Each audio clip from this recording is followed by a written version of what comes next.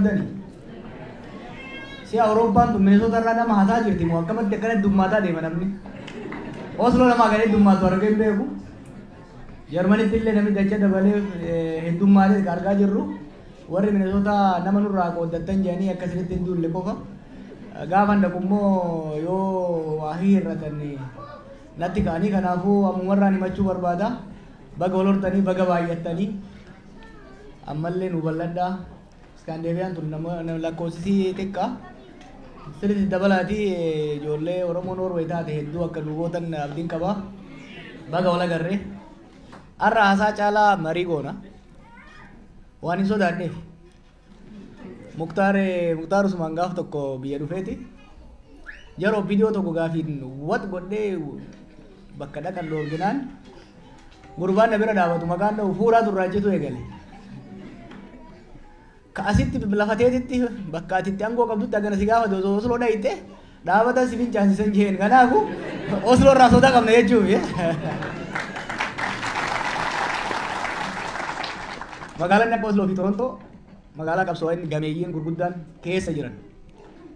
Ka qabsootana bakka isiin irraa kaate wajjin ka'anii bakka isiin kuftetti kufanii osoo lafatti nafin ka'anii cabaniis okkolaa warra qabsootana asiin ga'e. Waan taataniif waan qabsoo waan keessa dabarree fi waan hedduu isinitti mun nama tulbata. Hawaasa irraa hubatan malee hawaasa hubachiisuu barbaachisu miti. Hawaasa irraa baratan malee hawaasa barsiifnu miti. Kanaaf Osloo hoggaan dhufu sirriitti itti qophaa'e hoggaan immoo makiinaa keessa ka'ee gaaddisaan waan nafi danmoo harkaa facaate hedduun si. Kanaaf isin irraa barachuun barbaada. Dura bu'aan keessan duruu na eegale. Yeroo dheeraa ol beena nama amma rifeensa qabu gaafa isa beeku. Dhukkeen irraa kaasaa dura gaafa dura faantoon irraa kaasee jechuudha. Kanaaf duruu na eegale. Kanaaf marii bal'aa goona. Eegani hidhaa bahee callisee intarviiyuu kennee as haasaan guddaan godhamaa jira. Saba keenya gidduutti mariin guddaan godhamaa jira. Dibeet guddaan godhamaa jira. Kun xiqqoo waan sirrifachiise natti fakkaata. No, hirrifatina. We are a deliberative society. Kun uummata mariiti. Oromoon yaada dhiyeessee odaa jala taa'ee yaada sanirratti dhukkee walirraa kaasee waliin mari'atee hanga walii galutti jalaan ga'u. Kanaaf marii ammaa kana by design itti yaadeetiin eegalchiise kan akka beektaniif. Waa lama irratti marii kan kaafu. Tokkoffaa biyya keenya keessatti nagayaa barbaachisaa. Humnoonni wal lolaa jiran mootummaa irraa kaasee lolaan biyyi ijaaramu waan hin jirreef kaleessas dongora jechaa ni turre har'a dongora ta'uu isaanuu gubatanii waan arganiif gara nagayaatti haa dhufan. Kaja'u kaaftee jirra kun marii guddaa kaasee jira. I'm glad kaasuu isaatti immoo ittiin gammada. Itti yaadeetiin maaliifi wantoota hedduu callisaniituma yoo ka deeman taate hin ta'u. Meeritiin isaa sirriitti ilaalamuu qaba jechuudha. Warri mootummaas ilaaluu qaba. Qabsaa'onni keenyas ilaaluu qaban akka hawaasaatti. Dhumaatiin Oromiyaa keessatti deemaa jiru. Wal fixiinsi deemaa jiru. Waan nu dhukkubsu alatti caalatti fuuldurri dhufaa jiru baay'ee waan na sodaachisuuf dhimmoota kanaan dhodhoo isaan maaliin fayyiftu akka jedhamanitti dhodhoo isaadhaan bira dabruu osoo hin taane rakkoo Oromiyaa keessa jiru ifatti baafnee irratti mari'achuun uummata kanaaf barbaachisaadha jedhee waan hin amaneef marii kana immoo yoo akka kiyyatti gogaansa naacha ta'e taate malee namni kun kaasuu waan sodaatuuf hin kaase tokko kana.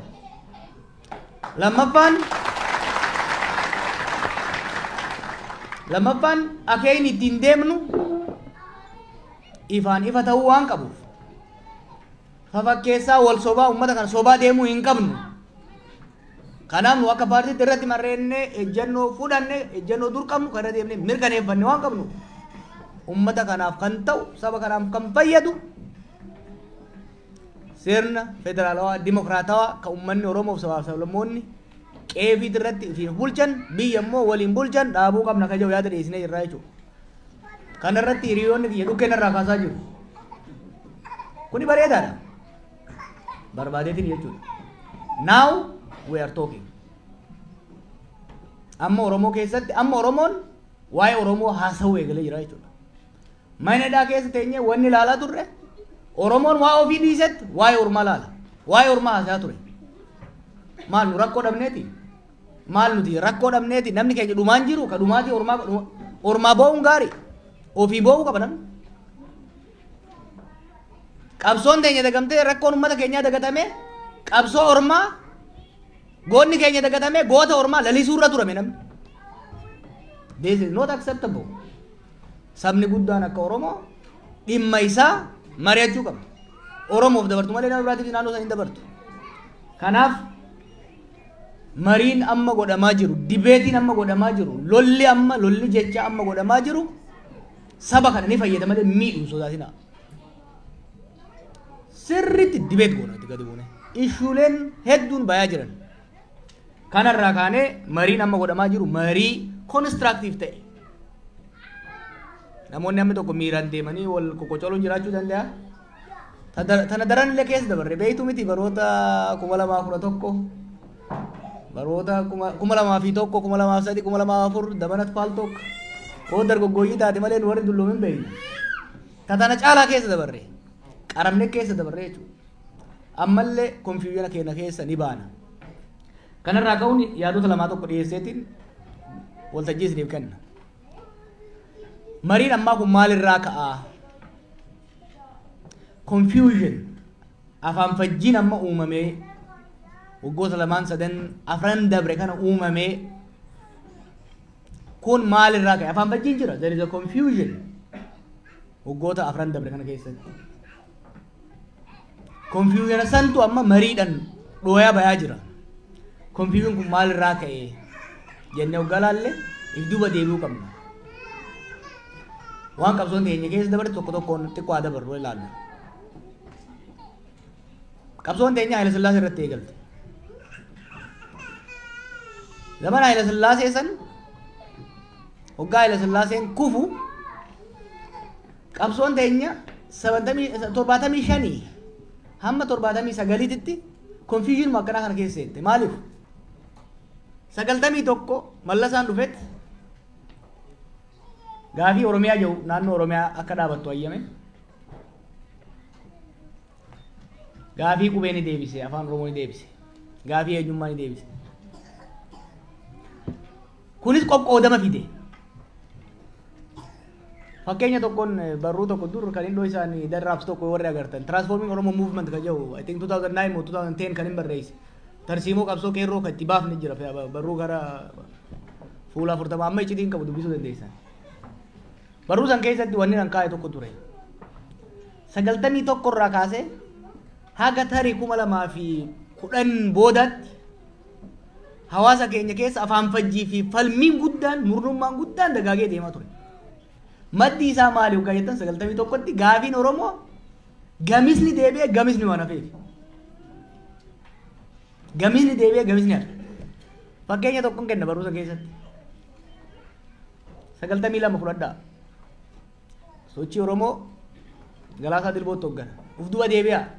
75 Taaddasaa Birruuti fuulli isaa. Yookiin immoo 67tti duba deebi'aati yeroo amma Taaddasaan faan dheeraa dhaqan.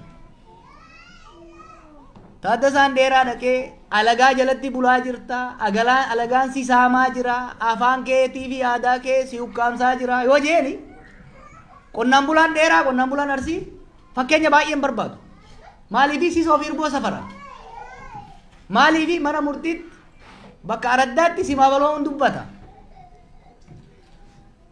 92 Galaasaa fuutanii dheeraa yoo geessitanii waanuma Taaddasaan jeessan yoo inni kaja'u taate uummanni hin dhaga'u. Maaliifii Shinaabaachoo Difaambaachoon achi irboobsisoo guuraan jiran. Maaliifii simaabiloon hin jiru afaan isaatiin kalee afaan ormaatiin dhiitama amma afaan ormaatiin dhiitamuu eegalee jechuudha. Na hubattu? This confusion is very important. Gaagama crisis qabsoo Oromoo keessatti 92 irraa kaasee probably hangas 2014 qabsoon qeerroo eegalutti gaagama mooraa qabsoo Oromoo keessatti uumamteef 91 akkaataan itti mootummaan deebii Oromoo gaafii Oromootiif deebiitti kenne murteessaa ture jechuudha. 2018 waggaa fudhanne ammas chaalenjii biraa keessa seenne qabsoon Oromoo dhiibee sirnicha kuffise. Amma rakkoo guddoo seenne 75 74 91 orma irratti qabsoofne kan aangoo irratti deebi'es orma. Sirni cunqursaa kanuma ormaati jechuudha. It's an repression by the other. 2018 orma irratti qabsaa'uu akka hin dandeenye taane. Keenyumatu mataa mootummaa qabate jechuudha. Maaliin jechuun jira? Hariiroon mootummaa Itoophiyaatii fi hariiroon uummata Oromoo jijjiiramas itti fufaas deemte waan ajaa'ibaati. 75 jijjiirama dhufe lafti amma tokko Oromoof hin deebi'e. Oromoo fi mootummaan garuu diina ta'anii itti fufan. Oromoon security threat Ethiopian state ta'ee itti fufe 95. 91 shoora qabsaa'ota keenyaatiin fi saboota birootiin sirni darguu kufe. Gaafiin Oromoo hamma tokko hin deebi'e. Irraa sharafamee deebi'e.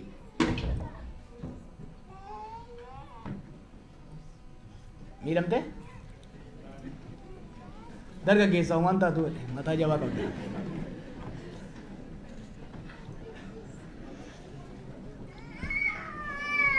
So, sirriitti akkana hubattan barbaada. Maaliif this is fundamental gara fuulduraa yoo adeemtu taate waan kana hubachuu.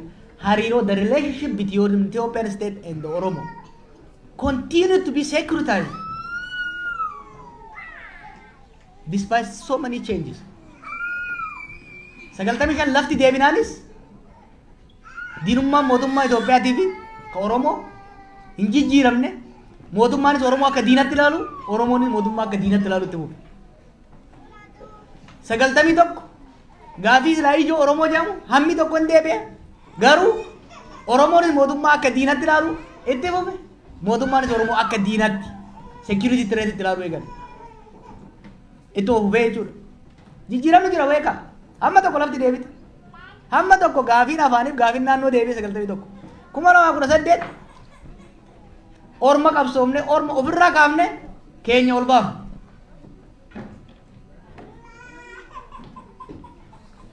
Down wayyaane jenne eega jala buufne booda amma nama keenya tongoo qabate. Yet hariiroon Oromootii fi mootummaa Itoophiyaa diinummaadhaan itti bu'e. Kun wanni Dr. Gammachuun jedhu rakkoon Itoophiyaa Oromoodha rakkoon Oromoo Itoophiyaadha jedhu kanarraa ka'aa jechuudha. Kana erga ta'ee gara fuulduraa naanna'u irratti waan kana sirriitti hubatanii fireem gochuun barbaachisaadha. 91 fakkeenyaaf akkaataan sirna olaantummaa Amaaraa irratti itti qabsoofne sirna olaantummaa murna Tigraay irratti itti qabsaa'uudhaaf hin hojjetu ture tarsuumosaa maaliif naan jedha. Sirni san duraa darbuu duraa kaasee hanga Haile Sillaasee irra ture direct rule hordofaa ture. Ormatu qe'eerra dhufee ummata bulchaa ture. Direct rule ture.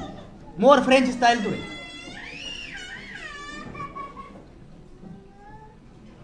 Sagaltamii tokko booda ka dhufe sirni Mallasaa immoo indirect rule. Keetumaan si saama ifiisin saamu. Sirni Haile Sillaasee directly qabalee ramma gandatti sirna gad diriirsee extractive exercise hojjeta ture resource buqqaasuudhaaf. Sirni wayyaanee immoo tooftaan sun waan hin hojjetiniif nama gahaas ka Oromiyaa guutuurra qubachiisu waan hin qabneef gaafii Oromoo hamma tokko hin deebise. Garuu dantaan isaa guddaan aangoo fi qabeenya waan tureef qabeenya immoo jallaa nu keessaa filateen saamuu fi dhiituu ajjeesuu itti fufee jechuudha. Indirect rule itti deebi. Kanaaf tarsiimoon keenya kan hanga 91 fayyadamaa turre tarsiimoo direct rule yookiin immoo sirna bittaa kallattiidhaa kan alagaa irratti kan bocame ture. 91 booda immoo tarsiimoo keenya jijjiiruu qabna ture. tarsiimoo keenya jijjiiruu qabna. Tarsiimoo keenya jijjiiruudhaan tooftaaf tarsiimoo sirna gita bittaa alkallatii ta'e indirect rule ta'e itti qabsaa'uuf nu baasuu qabna turre. Kana gochuu irratti hin danda'amne. Marii fi qoqqoodamni abaa'oo keessa seene kanarraa dhufe.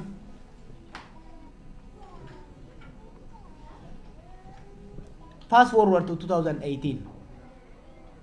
Laaftuutti hin ilaalina. Akkaataa sirna amma dura sirni amma immoo fundamentaalii jijjiirama guddaa jira. Hubadhaa isin jee hiriiroon mootummaa Itoophiyaatii fi the state. Itoophiyaan steetii fi Oromoo diinummaa irraa hin jijjiiramne. Garuu akkaataa humni aangoo qabate itti bitu tarsiimoon mootummaan the state, the way the state tries to handle the Oromo question strategy isaa jijjiiramaa dhufe. 2018tti nama keenya aangoo qabate. Dura hamma san duraatti gita bittaa ormaa jala turree, kolonii ormaa jala turree, kana jechaa turree mijaran. Amma immoo waan jibbannullee dhabne maaliif orma jala hin jirru.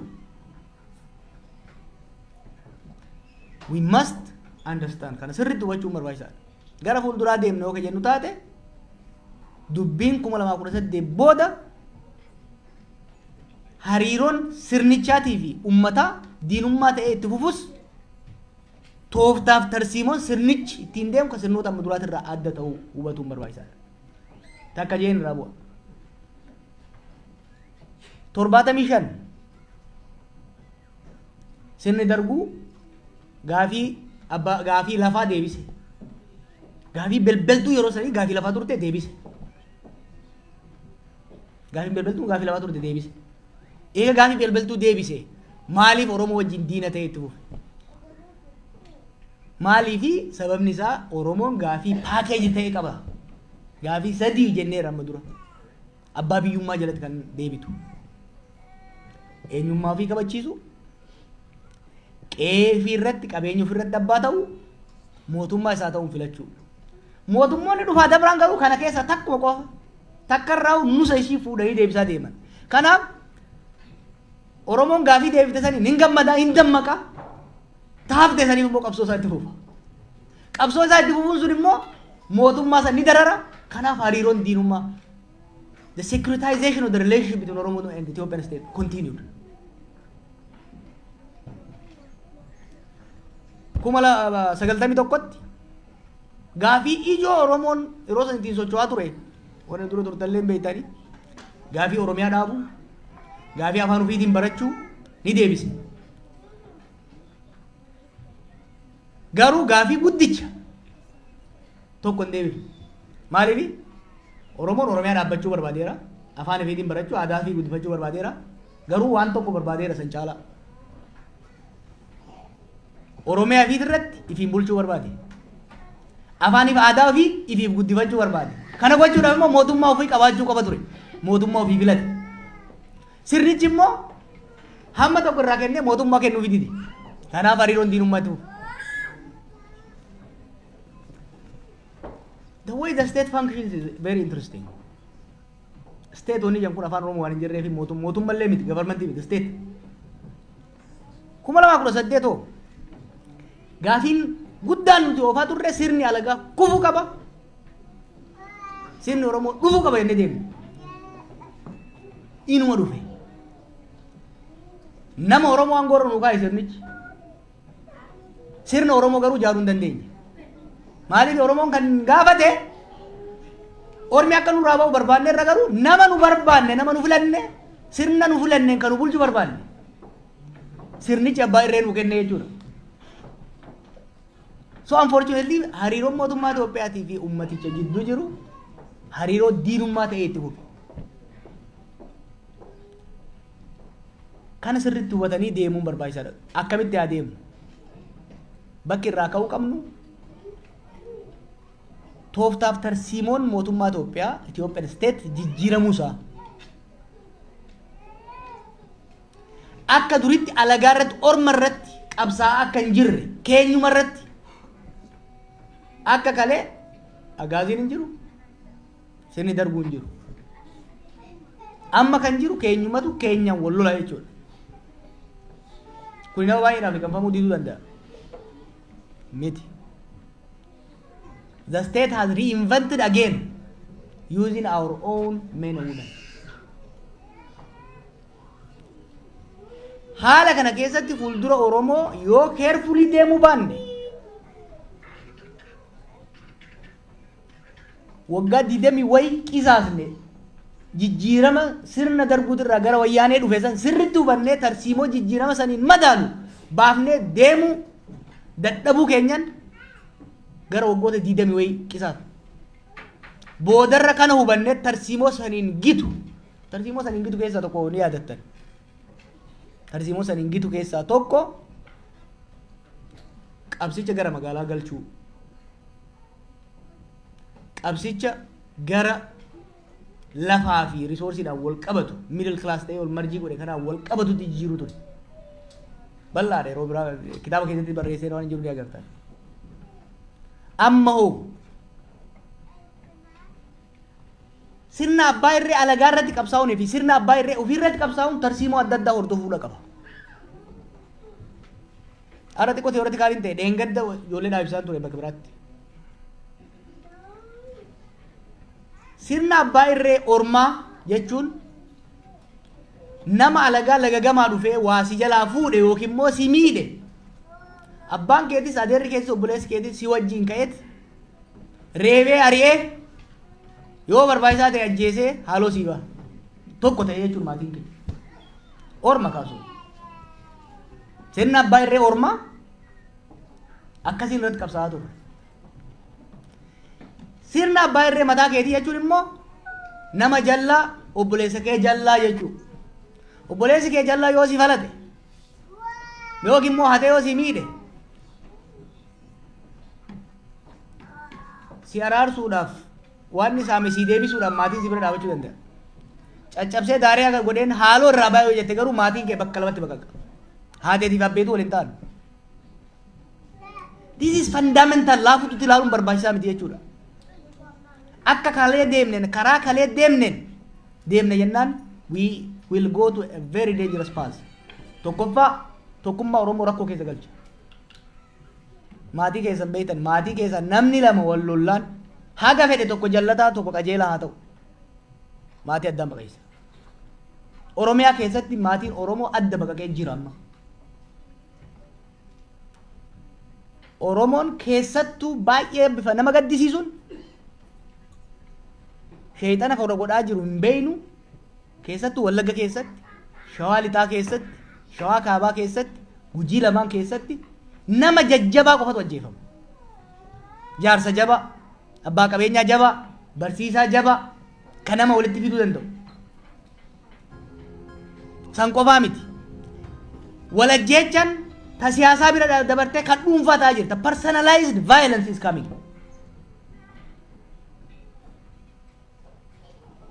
Humni lachuu akkuma kaleessi jee Oromoof hin dhaabadhaa jira. Warra biltiqinnaa akka fagoo laaltan kanaaf yoo siitanii ilaaltan warra siyaasaa osoo hin ta'in keessattuu warra qawwee harkaa qabu warra kaan olaaltanii Oromoon aangootti dhufeera. Pay attention to this. Oromoon aangootti dhufeera. Dhiiga meeqaan aangootti dhufne haa toltu haa baddu amma gadhiifnan ormatu gara biraatii dhufee qabataa kanatti hin deebinu kanaaf lolaa jirraa siin jaa obboleessa isaatiin lola beeku. Waraanni bilisummaa Oromoo bosona jiru immoo qabsoon Oromoo butamteerti. OPDO'n alagaatti galtee nama keenya miidhaa jirti cabsuu qabnaa hidhee lola. Lama ta'ee wal cabsaa jira. Kuni wal mo'achuudhaaf baay'ee ulfaata. And I don't believe it's a winning strategy. Warri mootummaas yoo dhuguma hundallee ta'uu baatu yoo dhuguma Oromoo ajjeesuudhaan ilmaan Oromootiin wal loluudhaan ilmaan Oromootiin wal rukutuudhaan amma yeroo tokko tokko waan hogganni Oromiyaa bulchu tokko hoggaa gadi ba'ee shanii ammanaa damassasne jedhu nama dhaga'ama. Maaliif obboleessa isaati kan inni fixe vice versa gara kaanitti sogaadhu. namummaa qofaa miti obbolummaa qofaa miti kan isin jechaa jiru maatuma isaa adda baqaqsaa jira. The Ethiopian state has found a new way ammas akkaataa itti perpetuationii Oromoo irratti gootu kan ittiin fufaa jirti jechuudha. Kanaaf marii bal'aa gaafata. Chaalenjiin amma Oromoon isa mudataa jiru ta'amma duraa irra jabdu maaliifi ta'amma duraa ta'alaat turte ta'amma duraa ta'alagaat turte ta'amma duraa ta'ormaat turte amma ta mana keessatti rakkoo mana keessaa immoo mana keessatti fixatan kanaaf hoywaataa turre rakkoon mana keessaa tuni mana osoo isin hin diine isin akeekkachiisuun barbaada isin kadhachuun barbaada mana kana osoo hin diine mana waggaa 50 kan utubaa bakka tokko dagalee bakka tokko lafee teenyaan dhiiga teenyaan waliin qabnee haga tokko jaarree yeroo kabaan nu hafu kanatti ilmaan mana keessa wal loluu eegalte kana osoo manni kun hin diigamne fala itti barbaaduu baannaan rakkoo guddaatu uumama. Bilisummaan barbaannu biyya teenya irratti abbaa biyyaa ta'u qabeenya keenya irratti amma barra Wallaggaa fi Shawaa Lixaa keessatti hiraara irra ga'urraa uummanni zabanni wayyaanee osoo nu deebi'e jechaa jira. Ni beektanii maatii keessan yoon soobee gadhaa gaafadhaa. The anarchy, lawlessness. Kanaaf wanni waa'ee nagaa haasayaa jirruufis mootummaa jaalannee yookiin waboo jaalanneeti miti. Wotaaddaraa walaa fi tusurra koon qabu. Konsikweensiin isaa itti aanee wanti dhufu baay'ee waan nu sodaachisu.